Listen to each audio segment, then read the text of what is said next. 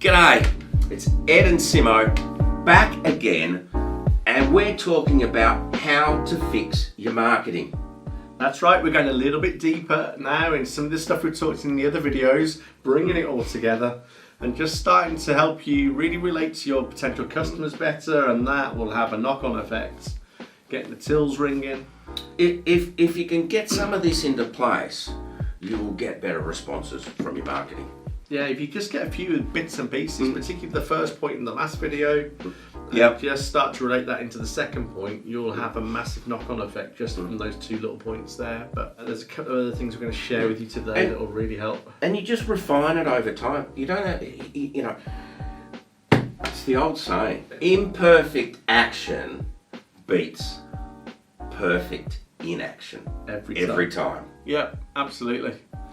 So if it's not quite right, don't worry about it. Get it out there. Yeah, we've got another saying, good is good enough. We're just going to get stuff out. So I'm a big fan of 80-20 rule. I get it from my project management days in particular, but if it's 80% there, it's ready to go. Yep.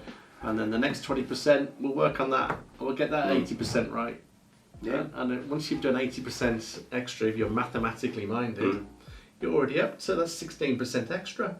So you got 96% of it done in 2 iterations. 3 iterations, you're pretty much at 100%, and nothing's ever perfect. So go for it. Cool. So the 5th point we're talking about.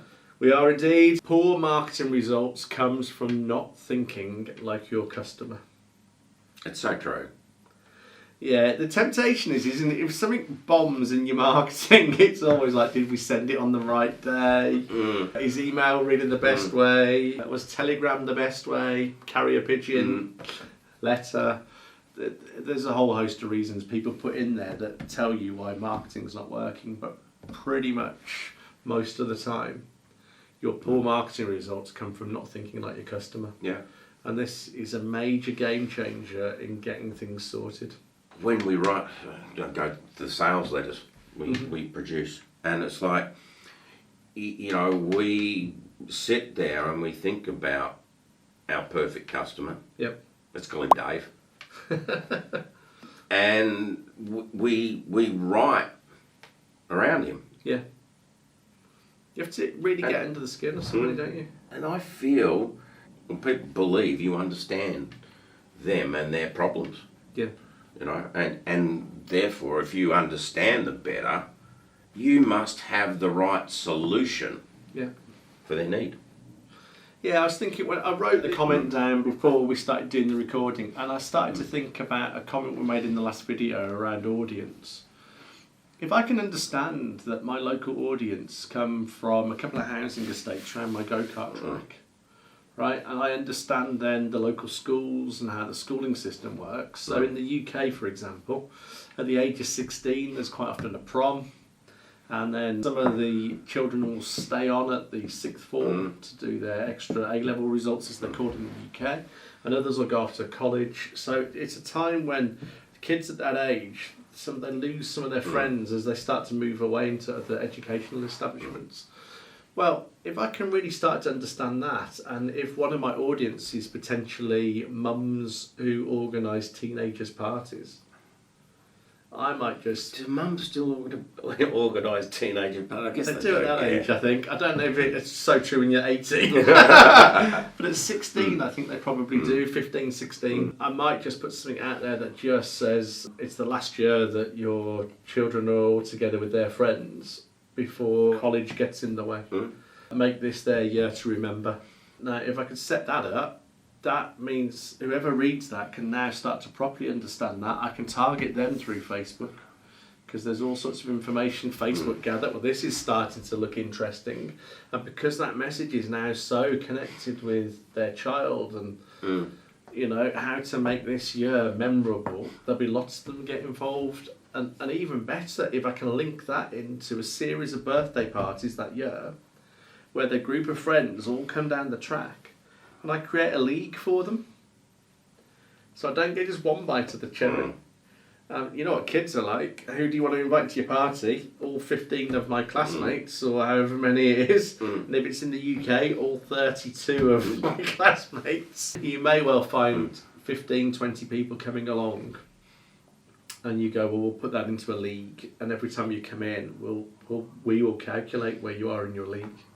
All of a sudden, you might have 15 birthday parties, if that's done correctly and set up.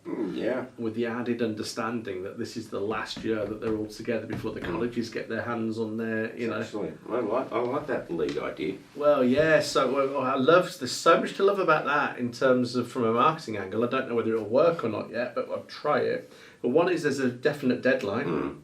And the deadlines are, it all ends at the end of the school year, and the first birthday is coming up of the group, so it's got to happen now. And secondly, thirdly, the next thing I really like is the fact that it's really under the skin of your customer, who's actually the mom in that instance, who's organising the teenage party.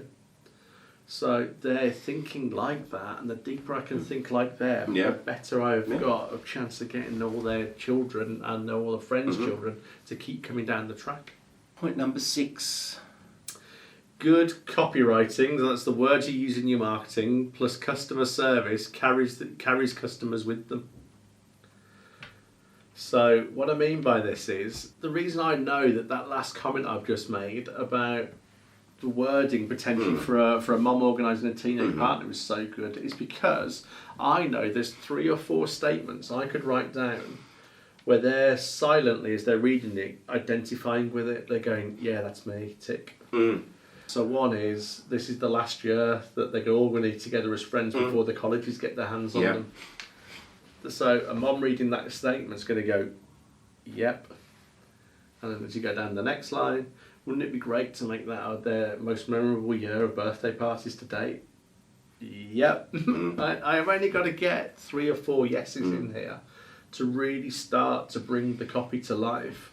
And I can do that in just a few sentences as well that really makes your audience go, wow, they're talking to me. And because we've deep dived into who they are and understand what's really going on in their world, do you see how the copy starts to come alive? Yeah. Because if you said normally, go and just make my go-kart track busier, you wouldn't necessarily think with lines like, make this the last year they've got, before the colleges get their hands on them. It's not a line that would come naturally in your copywriting, the words you use in your marketing, but it is fantastic copy if you understand your audience. Yeah, absolutely. Which is why I said in the other video, it's so important to. It's always time well spent to understand who your dream buyer is. And if you find something that works in one market, sometimes you can leverage it into another market. So it's this last time we're all together before we go off to colleges. Yep. Well, what about Bucks parties? Yep. It's the last time that these guys are free. Yes. Before the ball and chain come in. I hope Lauren's not watching this. We did turn up. We were young and rugby players, but we did turn up at one of my friends' weddings with black armbands, which went down well with everybody apart from the bride and the bride's mother. But hey ho, we got it smoothed out. It was all fine. But you can do it in your copy. You can do it with your customer service as well. Yeah. So when they turn up at the track, is this like the big year? Who's staying at the local school? Anybody off? Anybody going to college? Anybody going to apprenticeships? So even the way we approach it when they're at the track as well will get them nodding, going, these people really understand us. Oh, they looked after us so well. Oh, it was so lovely. There's lots of things, crikey now, I'm starting to think of all the ideas I could do around that if I can identify the audience. I mean, crikey, if I had, if it's 15 kids turn up and it's their last year together at school, I've got so many ideas on how I'd keep them coming back to the track. Crikey, they'll be my only customers. Anyway, good copies, it carries your customers with you. Point number 7. Adequate and competent is not excellent to a dream customer. That's right. So, I jotted this down. So, adequate and competent is what people expect when they turn up at your track. Yeah. You're going to go and look after me. I'm going to be relatively safe, even though it won't feel potentially like I'm completely safe, because that's the thrills and excitement of racing. But we're all going to finish off the track, have a great time. We're going to go home and we'll go, oh, that was nice, and off we go. But what if it was your dream customer? Yeah. Your dream customer you don't want your dream customer to turn up at your track, walk away and go, well, that was nice. You want your dream customers to come away and go, wow. Yeah. Like, they've just thought of everything. This is the way we celebrate parties when they're 16 in our neck of the woods. And really, this is where understanding the deep dive into who really is your dream buyer will really start to help you understand their world. So, what could they do that, And you sort of make that up into the product offering. Yeah. So they could do all sorts of things. What about, there's lots of schools that do a really great job with their kids. Why don't you have something that maybe puts the montage together of their favourite pupils when they were down at the track, but it also works as a card for the teacher that says, thanks for looking after us. So there's all this stuff in there that just gets your name out in the local community where people just start to recognise. I really like this idea, by the way, about the mums and teenage parties that starts where everybody goes, oh, everybody around here just has teenage parties over at the go-kart track. You just want to give Dave a call.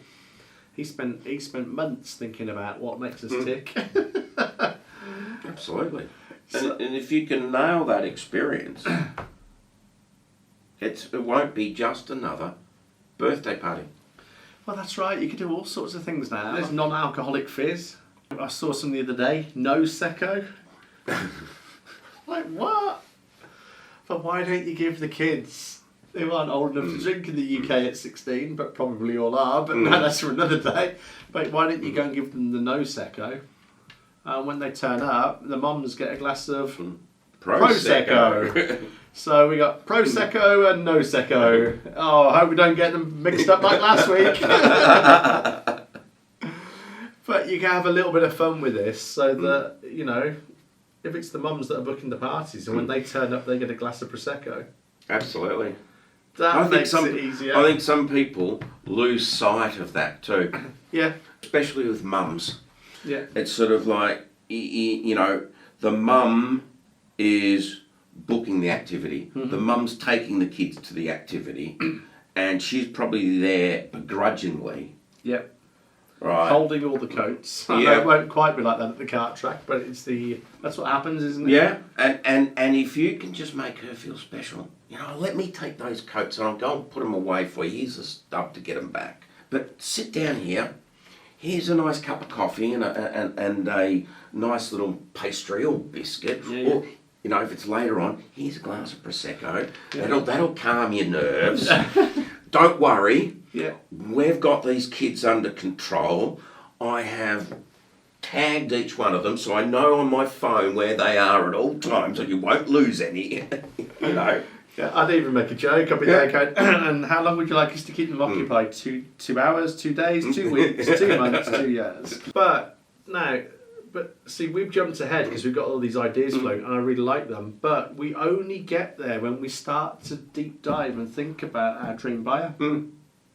I still maintain the go-kart track thinking, how do we fix our marketing?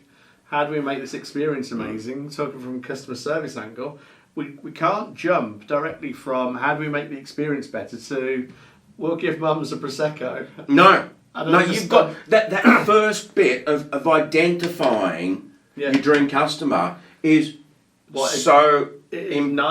Ignites all the ideas that will start to flow from this, which will make you the obvious choice and stand out from all the other things they can spend their money on. I could have such a laugh with the mums turning up with teenagers. Oh, they'll be at the end of their bloody tether, won't they, and knackered, and we all know because parents are just lost in it, aren't they? So there could just be so much stuff you could do for them. I'd have, it depends on the cost, but I'd have things like reflexology, right? They're going to race around the track, they're going to be about 50 minutes. So if you just want to go and grab a seat there, you can have 10 minutes each, there's 5 mums here or whatever. We're going to do a bit of reflexology for you. Sit down, here's your glass of Prosecco. Whose birthday is it? Oh, it's little Johnny's over here. Oh, okay. And have they all had their birthdays this year? No, but I think we'll be coming back here. Yeah. Oh, excellent. For mums, I think it's sort of like they prefer to do activities where they feel a little bit more comfortable. Yeah. So, you know, the more comfortable you can make them feel, the more they'll come back.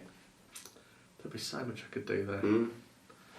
Like, I've just, my head's just going now. Right. I'm just thinking, you know, the old... We've got 2 more points to talk about though. Well, right. let's dive into those. Right, so point 8, niching. Niching and relevance.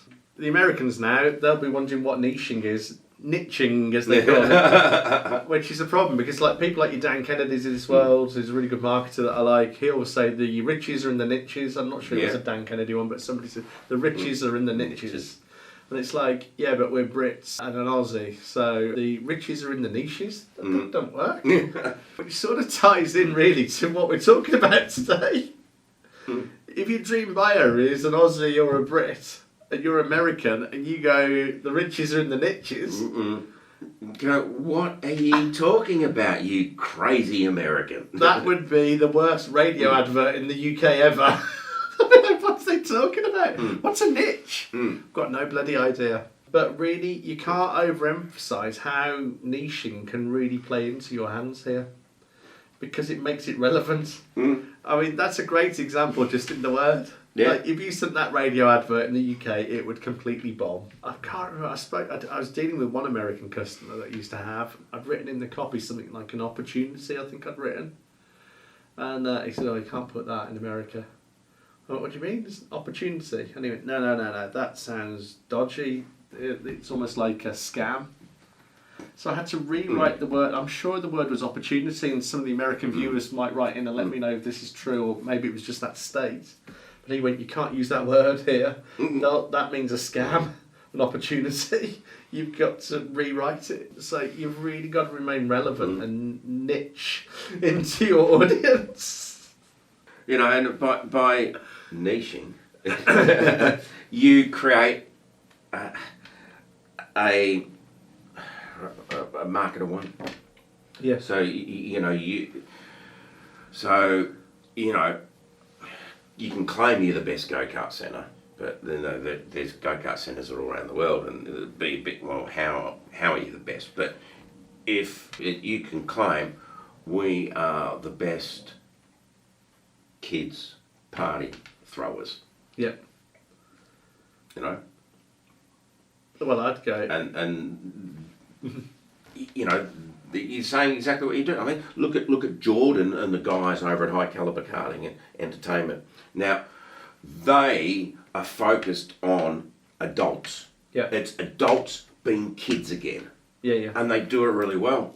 I mean, basically because they haven't grown up. You know, they're running around shooting people with Nerf guns and you know, driving those buggies and flipping them over and nearly killing themselves. My favourite video is one where the one guy runs through the wall, but that's for another day. Yes! That is just hilarious. But if your niche, so that they'll have a different niche. You see, if I was, because you said earlier we throw the best kids parties as an example. So Jordan over at Caliber Karting out there in Michigan, he's about the adults. So you know, come and be a kid, come and be your best ever friend again. It's quite a nice line. Might need a bit of work, but that'll work. For the other one, we're using an example where it's the mums that I've got the kids at the party. The mum's the customer. Yeah. So I'd be like, the only kids party venue that really caters for you. Yeah. And they go, really? So, P.S. your kids will still love it, right? That is smart marketing, because nobody puts that.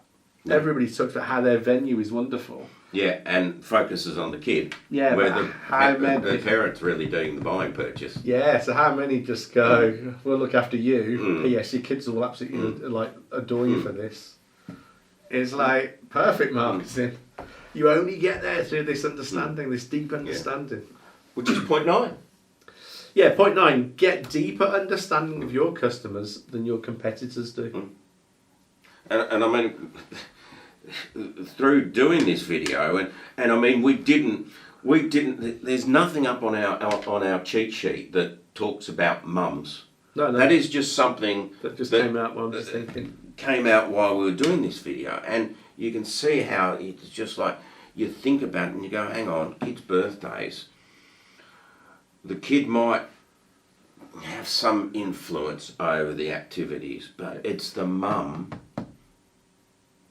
generally who does the booking. Okay, there'll be some dads out there go, oh no, I organise it, but on the whole, it's usually the mum.